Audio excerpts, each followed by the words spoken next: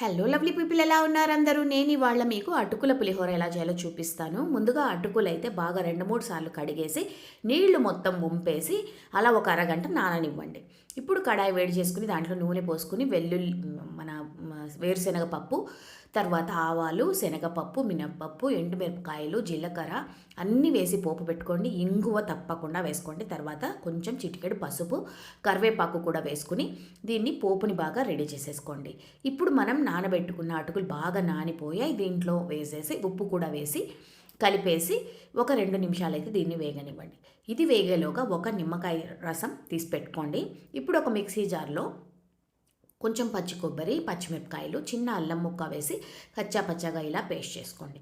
ఇప్పుడు మనం చేసుకున్న పులిహోరలో ఈ కొబ్బరి పొడి, తర్వాత నిమ్మకాయ రసం వేసేసుకుని బాగా కలిపేయండి. ఇది మనకి కొత్తిమీర వేసి ఎంజాయ్ చేస్తే ఇంకా బాగుంటుంది. తప్పకుండా ట్రై చేయండి, చాలా టేస్టీ.